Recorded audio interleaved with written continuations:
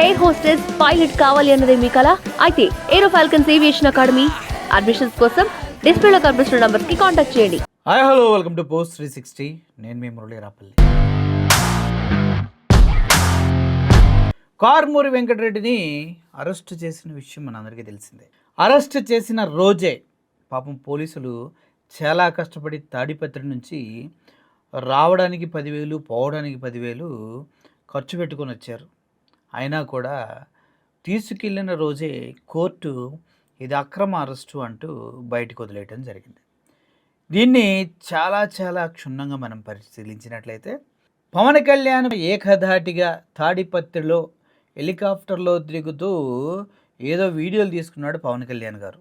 అదంతా తాడిపత్రిలో ఉన్నటువంటి ఆ ప్రదేశం అంతా పెద్దారెడ్డిది కాదు, అది అటవీ శాఖ భూములంటూ ఆయన అటవీ శాఖ మంత్రి కాబట్టి ఆ అటవీ శాఖ అంటూ తిరగడం జరిగింది. సో ఆ తర్వాత ఈ అటవీ శాఖ భూములు కాదురా, కేవలం తాడిపత్రిలో ఉన్నటువంటి ఆ ఏవైతే అటవీ శాఖ భూములని గ్రాఫిక్స్ ఇలా స్కెచ్ చేసి మార్క్ చేసి చూపించారో అవన్నీ పెద్దారెడ్డి భూములే అంటూ అధికారులు పూర్తి స్థాయిలో సర్టిఫికేట్ ఇవ్వడం జరిగింది. ఆ తర్వాత వరుస పెట్టి వెంకటరెడ్డి గారు కథనాలు చేయడం జరిగింది. దానికి పవన్ కళ్యాణ్ గారు ఫ్యాన్స్ ఒక రేంజ్లో ఎఫెండ్ అయిపోయి ఏం చేయాలో తెలియక అదేలేండి ఏం చేస్తారు, పని లేదు పాట లేదు, జనసైనికులు అంటేనే 3 జెండాల్లో ఎవరేది చెప్పినా కూడా ములుక్కుంటా సచ్చినట్టు చేయాల్సిన పరిస్థితి. సో ఆ క్రమంలోనే ఒక ఫాల్స్ కేసు పెట్టి ఏదో ఒకటి చేద్దామని చూశారు. కానీ ఏమైంది, సాయంత్రానికల్లా కారుమూరి వెంకటరెడ్డి దిగ్విజయంగా కార్యకర్తల మధ్యలోకి గర్వంగా వచ్చాడు. అది కూడా ఈవినింగ్ వరకు ప్రశ్నించి నైట్ కోర్టులో సబ్మిట్ చేశారు. నైట్ కోర్టులో సబ్మిట్ చేసినప్పటికి కూడా కోర్టు క్లియర్గా చెప్పింది, ఇది కక్షపూరితంగా చేస్తున్నట్టుగా అనిపిస్తుంది తప్పించి ఇందుట్లో అరెస్ట్ చేయడానికి తగినటువంటి స్ట్రాంగ్ సాలిడ్ ఎవిడెన్స్ ఏమీ లేదు. కాబట్టి ఇతన్ని రిమాండ్కి ఇవ్వలేము, రిమాండ్కి ఇవ్వాలని అడగటం కూడా తప్పే, కాబట్టి ఇతనికి స్టేషన్ బెయిల్ ఇచ్చి పంపించేయండి అంటూ చెప్పడం జరిగింది. ఈలోపు కొంతమంది గాలినాయాలు అనొచ్చు, ఎందుకంటే గజ్జి కుక్కల్లాగా అసలు ఏమీ లేని దగ్గర ఏదో ఉందని క్రియేట్ చేసేటటువంటి చెత్త ఎదవలు తయారైపోయారు. ఆ చెత్త ఎదవల్లో ఒక అమ్మాయిని లవ్వు కొవ్వు పువ్వు అన్న గొట్టంగాడు ఒకడు ఉంటాడు, కిరణ్ రాయలని. వీడిని తలుచుకుంటేనే నాకు పెచ్చగా నవ్వు వస్తుంది. వైఎస్ఆర్సీపీ సోషల్ మీడియా నిమిషానికి ఒకసారి పోస్ట్ పెడతానే ఉంటారని పోసుకున్న సోకాల్డ్ సొల్లుగాలంతా మళ్ళీ బయటకు వచ్చేసి కారుమూరి వెంకటరెడ్డి గురించి ఇష్టం వచ్చినట్టు మాట్లాడి పారకమ్మని కేసులో సిఐ గారు చనిపోవడానికి కారణం దాని వెనక ఉంది సోకాల్డ్ కారుమూరి వెంకటరెడ్డి అంటూ కుక్కలాగా వాగటం జరిగింది. సిగ్గుందని బొత్తుకి ఆడపిల్ల మొహం మీద గాండ్రించి ఉమ్మేసిన లక్ష్మి అయినా కూడా సిగ్గు లేకుండా ఉన్న వ్యక్తి నువ్వు. వీడి మాటలు ఒకసారి వినండి. కిరణ్ రాయల్ గాడి ఏ చెప్పుతో కొట్టాలో కూడా అర్థం కానీ అంత స్ట్రాంగ్ చెప్పులు కావాలంటే ఏకంగా తోలు తీసుకొని చెమడాలు ఒలిసేలాగా మాట్లాడుతూ ఉంటాడు. ఎందుకంటే అంత కోపం వస్తుంది. ఒక ఆడపిల్లకి న్యాయం చేయలేని ఒక చేతకాని ముండా దద్దమ్మ ఈ విధంగా మాట్లాడటంలో తప్పే లేదు. ఎందుకంటే ఆ అమ్మాయి ఎంతో నమ్మి ఆస్తి మొత్తం ఇస్తే హారత కర్పూరం నాకేసినట్టు మొత్తం నాకేసి ఇప్పుడు మనోడు సొల్లు కబుర్లు చెప్తున్నాడు, వినండి.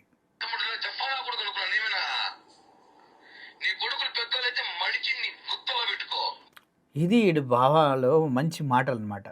ఇటువంటి వాడు మాట్లాడినా కూడా జనసైనికులు టీడీపీ వారు వీళ్ళంతా ఎలా వీడిని యాక్సెప్ట్ చేస్తున్నారు, మడిచి ఎక్కడ పెట్టుకోవాలి ఆడపిల్లని. ఇట్లాంటి లఫంగి గాళ్ళంతా మన దగ్గరకు వస్తూ ఉంటారు, ఇలా ఇష్టం వచ్చినట్టు మాట్లాడుతూ ఉంటారు.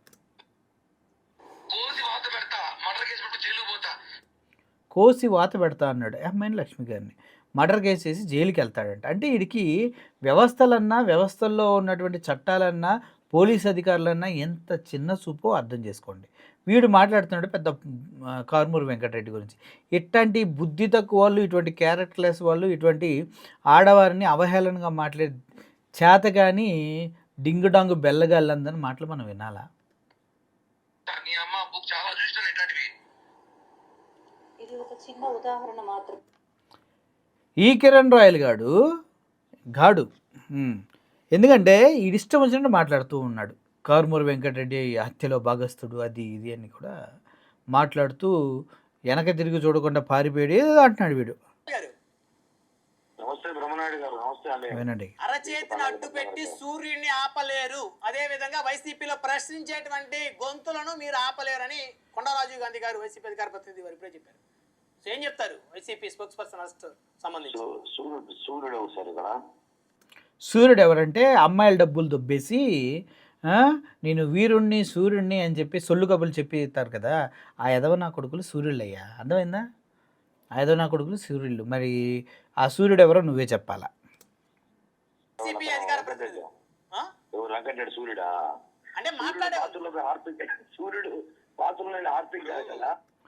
సూర్యుడు బాత్రూంలోకి వెళ్ళి హార్పిక్ అంట. హార్పిక్ అని ఎందుకు అంటున్నారంటే పోలీసులు అరెస్ట్ చేయడానికి వచ్చినప్పుడు అంట బాత్రూంలోకి వెళ్ళి హార్పిక్ దాకా చచ్చిపోతావని కారుమూరి వెంకటరెడ్డి అన్నాడంట. అరే ఆయన నాలెడ్జ్ ముందు నువ్వు ఆడపిల్ల దగ్గర నుంచి డబ్బులు కొట్టేసినంత ఈజీ కదరా ఎదురువాడి నాలెడ్జ్ని క్యాలిక్యులేట్ చేయటం అంటే. కారుమూరి వెంకటరెడ్డికి ఎన్ని దమ్ము ఎన్ని గట్స్ లేకపోతే జరిగిన అన్యాయాన్ని సూటిగా ఆధారాలతో ప్రశ్నిస్తాడో తెలుసా? నీలాగా లవ్వు కొవ్వు చివ్వు అంటాడు అనుకున్నావా? గట్టిగా దించుతాడనమాట. ఆయనంట ఏంటి కారుమూరి రెడ్డి సూర్యుడా అంట. సూర్యుడు కాదులే, అందుకే కాలితే కింద మీద ఒళ్ళంతా కాలితే అక్రమ కేసులు పెట్టింది ఎవ్వడం. మరి అప్పుడు కాల్చినోడే కదా సూర్యుడు అయ్యేది. టీవీలో మాట్లాడితే ఈజీ కాదు కదా రాజకీయాలు చేయడం అంటే. ఎదుర్కోవాలి పోలీస్ కేసులు దాడులు ఎదుర్కోవాలి. మేము పోలీస్ కేసులు దాడులు ఎదుర్కోవాలా? ఏమో నీ పడిన పోలీస్ కేసులు ఏందో తెలుసా? అమ్మాయిల్ని ఏడిపించటాలు, అమ్మాయిల దగ్గర నుంచి డబ్బులు నొక్కేటాలు, ఇట్లాంటి లంగా పనులు చేసి నువ్వు పోలీసులను ఎదుర్కోవాలి రాజకీయాలు ఒరే చెప్పడానికనే సిగ్గుండాలి. ఆల్రెడీ ప్రజలకి నీ బతుకేందో తెలుసు. ఆ బతుకు తెలిసిన తర్వాత కూడా నువ్వు బయటకు వచ్చి నీతులు మాట్లాడుతున్నావు చూడు, సిగ్గులేని బతుకు. దాన్ని చూస్తే నాకు భలే ముచ్చటేస్తున్నారా అని అనాలి. కానీ ఏం చేద్దాం? చెప్తారే గత ప్రభుత్వంలో నా మీద 27 కేసులు పెట్టారు, అరెస్ట్ చేశారు, జైలు పంపించారు, జైల్లో పెట్టారు, అన్ని ఏమేమి అన్ని చేశారు. నిన్ను అవసరం చేస్తున్నారు, సబ్ జైల్లో పెట్టినారు. ఎందుకంటే నువ్వు చేసినవన్నీ అటువంటి దౌల్బాజీ పనులు, సెటిల్మెంట్లు, ఆడవాళ్ళని బయటకు వచ్చి లాక్కొచ్చి కొడతాలు, వాడి దగ్గర నుంచి ఈ డబ్బు నుంచి డబ్బులు వసూలు చేయటాలు, ఇట్లాంటి తొక్క పనులు మొత్తం చేసావు. నువ్వు చేసిన అన్యాయాలు మొత్తం చాలామంది బయటకు వచ్చి మాట్లాడారు కదరా. ఆ మాత్రం తెలీదా? నువ్వు చేసిన పనికి జైలు కూడా వెళ్ళావు. మరి కారుమూరి వెంకటరెడ్డి కనీసం జైలు దగ్గర కాదు కదా, జడ్జి కూడా యాక్సెప్ట్ చేయలేరా? అంటే అర్థమైందా ఎవడు ఇక్కడ లఫింగి గాడు అని? అర్థమైంది కదా. ఇష్టం వచ్చినట్టు నోటికి వచ్చినట్టు మాట్లాడే ముందు కొంచెం సిగ్గుండాల. అర్థమైందా? ఎక్కడ సిగ్గుండాలో నేను కొద్దిగా కట్ చేశాను, మీరే చూసుకోండి. కారుమూరి వెంకటరెడ్డి ఎప్పుడన్నా ఒక బూతు మాట్లాడా? ఒక్క బూతు మాట్లాడా? ఎప్పుడన్నా హద్దు మీరు ఆడపిల్లలతో తప్పుగా మాట్లాడా? ఏ అమ్మాయి దగ్గరికైనా వెళ్ళి లవ్వు కొవ్వు సివ్వు అన్నాడా? చెప్పు. ఇట్లాంటి మనే పెద్ద లఫంగి లంగా బతుకులు. మనం ఎదుటివరకు నీతులు చెప్పి రాజకీయాల్లో మాట్లాడినంత ఈజీ కాదు నిలబడతామని నీతులు చెప్పేవాడి మాటలు మీరు వింటున్నారు చూడండి. కిరణ్ రాయల్ అనే కోనికిస్క అమ్మాయిల గాడివి, అది హైలైట్. మళ్ళీ వాడి టీవీ ఛానల్లో పెట్టి మళ్ళీ లైవ్లు ఇవ్వటం.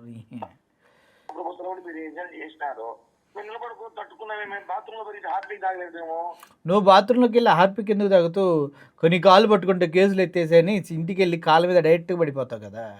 నీ ఇలాంటి వాడిని అయ్యా.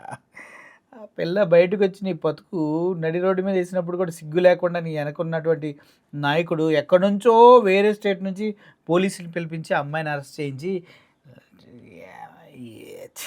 మరీ బతుకు కుక్కలు దించిన ఇస్తర బతుకులు కదా మీ. అటువంటప్పుడు మీరు కారుమూరి వెంకటరెడ్డిని అంటారా? అంత ఈజీగా హార్పిక్ మీకు ఇంకొకడు ఉంటాడు, వాడు ఎవడు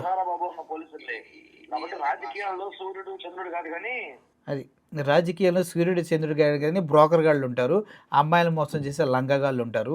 వాళ్ళంతా 3-4 జెండాలు పట్టుకొని రోడ్ల మీద తిరుగుతూ ఉంటారు. అందరూ కాదు, సారీ, కొంతమంది అభిమానులు కూడా ఉన్నారు, వాళ్ళు నేనేమంటలేదు. సో ఇట్లాంటి చెత్త నాయలుగాలి మాటలు మనం నమ్మాలా? సో వీళ్ళందరికీ కారుమూరి వెంకటరెడ్డి డైరెక్ట్గానే చెప్తూ ఉన్నాడు. ఆయన మాటలు ఏ విధంగా చెప్తున్నాడో వినండి. నాకేం రోగాలు వచ్చినాయి, ఇల్లంతా అని బెయిల్ అడగల నేను నిన్న మేజిస్ట్రేట్ గారిని. రోగాలు ఉన్న ఇల్లంతా అని అడగల, కన్ను పోయింది కూర్చోలేకపోతున్నా నిలబడలేకపోతున్నా అని అడగల. లేదంటే కేసులు పెడతారనే భయంతో ఢిల్లీ వెళ్ళి పారిపోయి లోకేష్ లాగా అమిత్ షా కాళ్ళు పట్టుకోవాలా. నిన్నే అరెస్ట్ అయ్యాడబ్బా, మళ్ళీ ఈరోజు ఫుల్ ప్యాక్ దించి పడా దెన్గో కదా, బాగా ఇస్తాడబ్బా కౌంటర్లో. ఎంటైర్ నాకు సపోర్ట్ ఉంది. సో ఈ రోజుకి చెప్తా ఉన్నా, మీరు రాసినటువంటి తప్పుడు రాతలకు సంబంధించి ఖచ్చితంగా నేను లీగల్ నోటీసులు ఇవ్వబోతా ఉన్నా ఈ పత్రికలకి.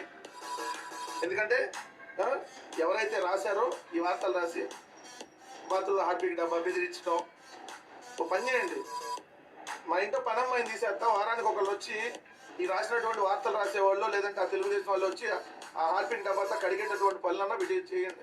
హార్పిక్ డబ్బా కిరణ్ రాయల్ బంపర్ ఆఫర్ నీకు. వారానికి ఒకసారి కారుమూరి వెంకటరెడ్డి అన్న ఇంట్లోకి వెళ్ళి హ్యాపీగా బాత్రూమ్లన్నీ హార్పిక్తో కడిగి రావాలని మీకు బంపర్ ఆఫర్ ఇచ్చాడు. నీ జన్మ ధన్యం అయిపోయింది.